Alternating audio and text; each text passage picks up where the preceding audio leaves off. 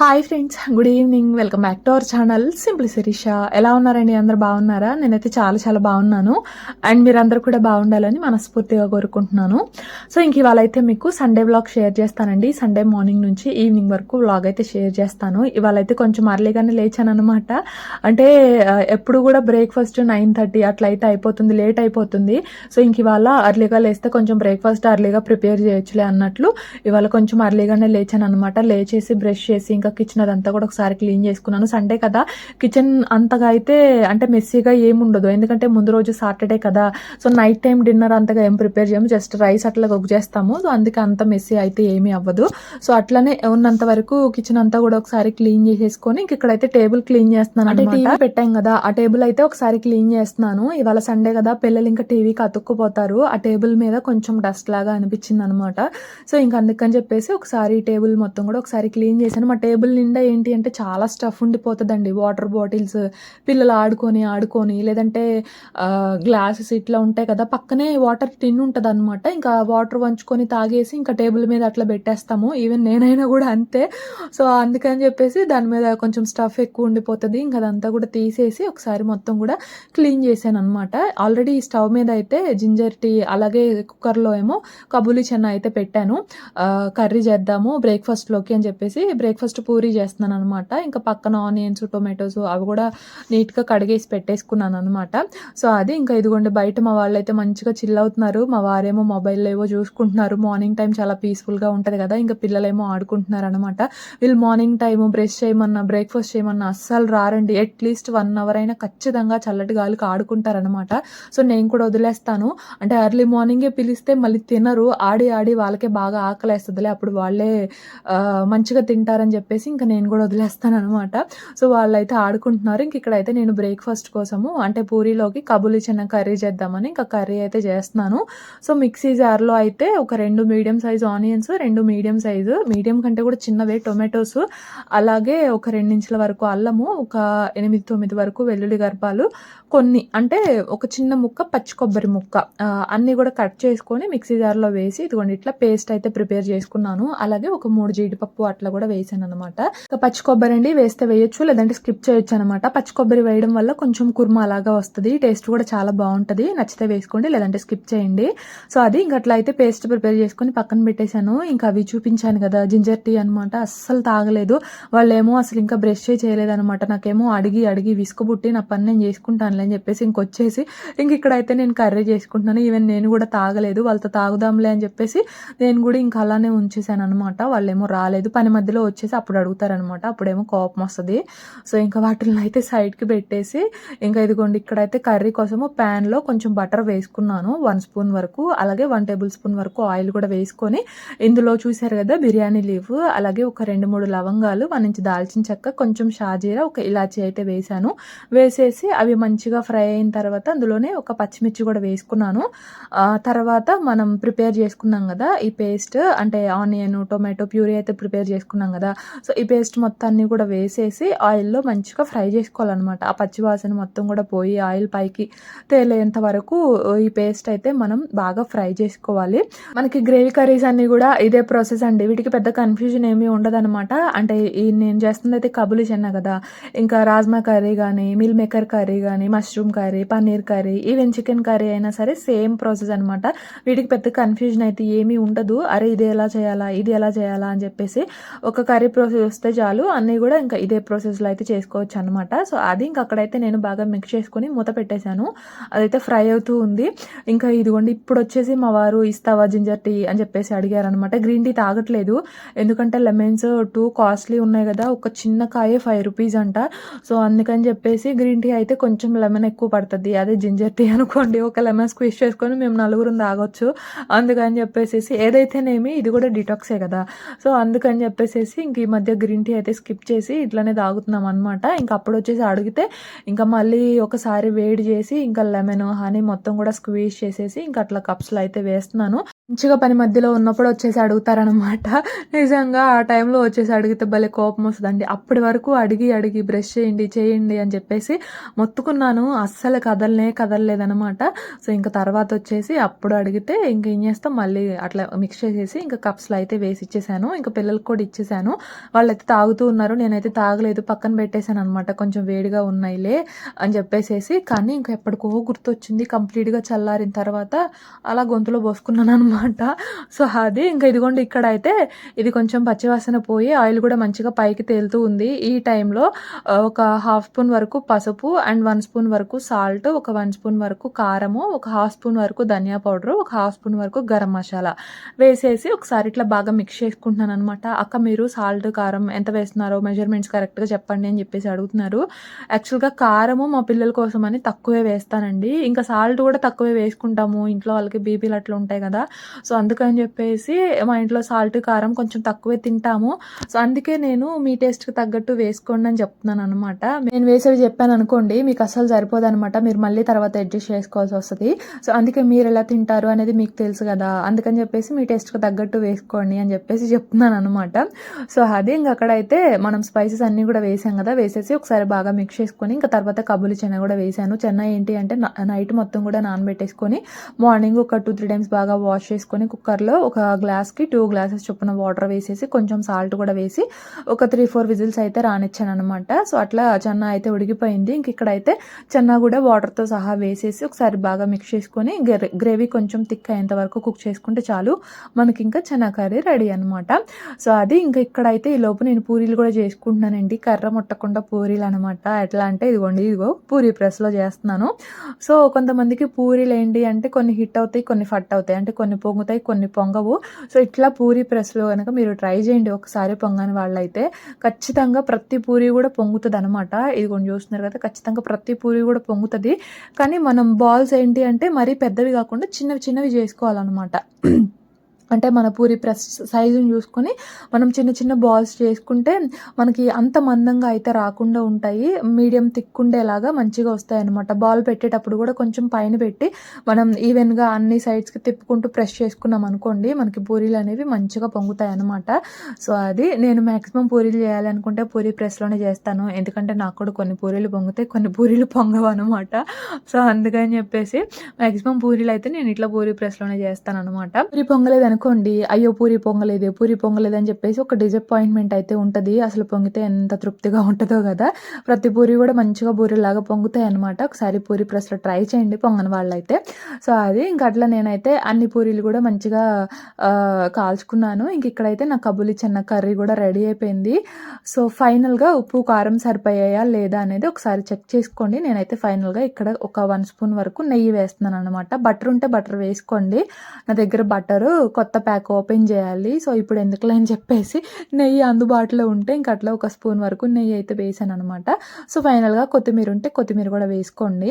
So, అంతే సింపుల్‌గా కబులి చెన్న curry అయితే రెడీ. పూరీలోకి చెన్న కర్రీ చాలా చాలా బావుంటదండి. మా పిల్లలు కూడా చాలా ఇష్టము. ఎందుకంటే పప్పులుంటాయి కదా! మెయిన్‌లీ మా చిన్నోడు చాలా ఇష్టంగా తింటాడన్నమాట. సో, అది పూరీలోకి చాలా బావుంటది. ఈవెన్ చపాతీలోకైనా బావుంటది. కానీ చపాతీలో కంటే పూరీలోకే చాలా బావుంటదనమాట.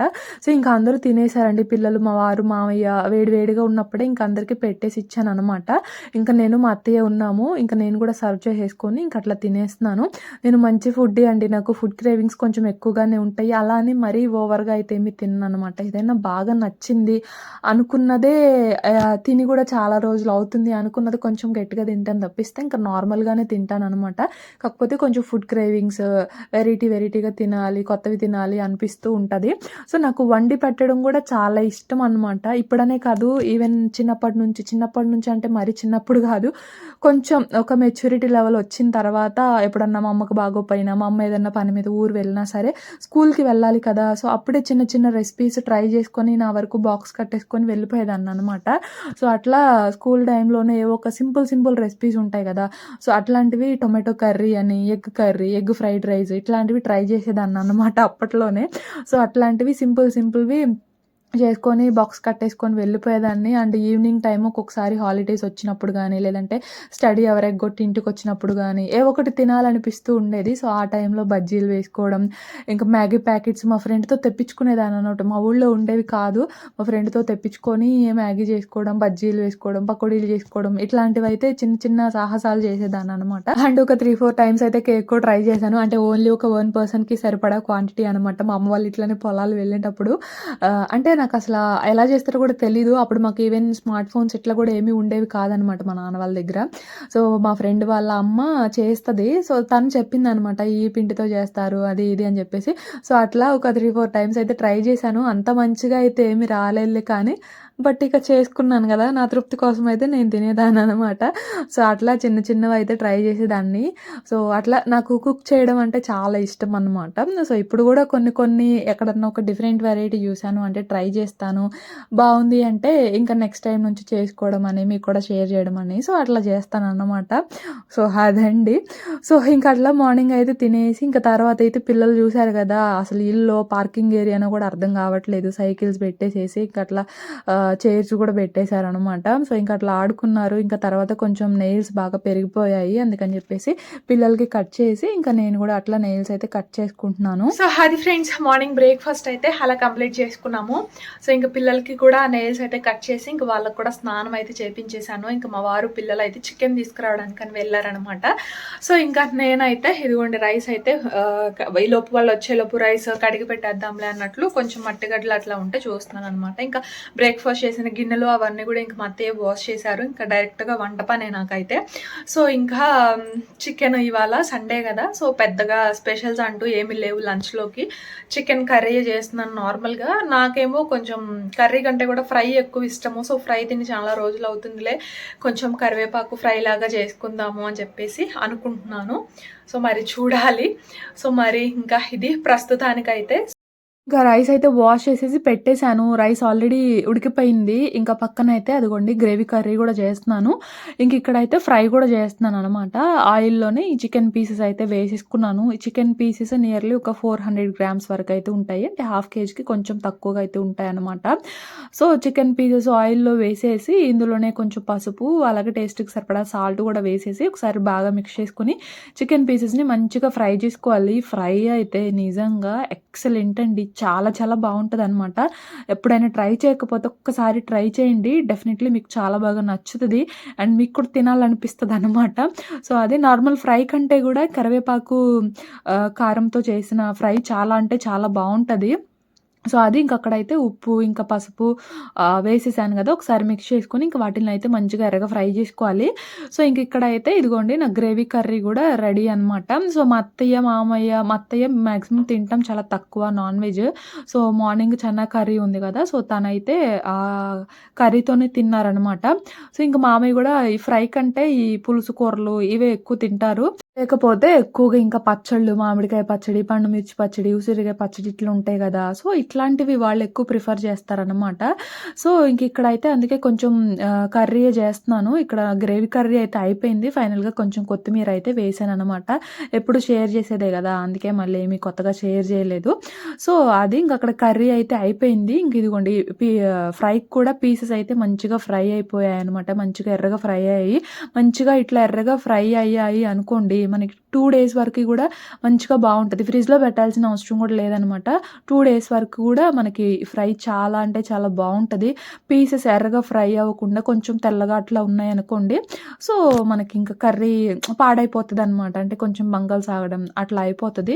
సో, పీసెస్‌ని మంచిగా ఇట్లా ఎర్రగా ఫ్రై చేసుకొని ఇంక ఇక్కడైతే నేను కరివేపాకు, కారం గూడా వేసేసాను. వేసేసి పీసెస్ అన్నిటికి పట్టేలాగా బాగా మిక్స్ చేసుకుంటున్నాననమాట. మిక్స్ చేసుకొని ఫైనల్‌గా ఒక పచ్చిమిర్చి, అలాగే కొంచెం కరివేపాకు అయితే వేసుకుంటున్నాను. మీకు కావాలనుకుంటే పీసెస్ ఫ్రై అయిన తర్వాత ఆనియన్‌ని సన్నగా కట్ చేసుకొని వేసుకోండి. అంటే మీకు ఆనియన్ వేసుకోవాలి అనిపిస్తే. లేదు స్కిప్ చేస్తాము అంటే స్కిప్ చేసి ఇట్లాగా ఫైనల్‌గా కొంచెం కరివేపాకు, పచ్చిమిర్చి వేసుకొని బాగా మిక్స్ చేసుకొని ఒక 2, 3 మినిట్స్ అట్లాగా అంటే మసాలా మొత్తం కూడా పీసెస్‌కి పట్టనివ్వండి. సో, ఇంక ఈలోపైతే మీకు నేను ఈ కారం ఎట్లా ప్రిపేర్ చేశాను అనేది చూపిస్తాను. ప్యాన్‌లో అయితే ఒక 1 స్పూన్ వరకు ఆయిల్ వేసుకొని, ఆయిల్‌లో ఒక 15 వరకు ఎండుమిర్చి అయితే వేశాను. ఇందులోనే ఒక 2 స్పూన్స్ వరకు ధనియాలు, ఒక హాఫ్ స్పూన్ వరకు జీరా, అలాగే ఒక పావు స్పూన్ వరకు ఇవేంటి మిరియాలయితే వేశాననమాట. వేసేసి ఒకసారి వీటిల్ని బాగా మిక్స్ చేసుకొని ఇంకిప్పుడు ఇందులోకే ఇదిగోండి ఒక పావు వంతు అంటే కొబ్బరి చిప్ప ఉంటుంది కదా, చిప్పలో ఒక పావు వంతు వరకు ఎండు కొబ్బరి ముక్కలు, అలాగే ఒక 2 లవంగాలు, 1 ఇంచ్ దాల్చిన చెక్క, ఒక ఇలాచి, అలాగే ఒక బిర్యానీ లీఫ్ కూడా వేసేసి వీటిని కూడా ఒకసారి బాగా ఫ్రై చేసుకోవాలన్నమాట.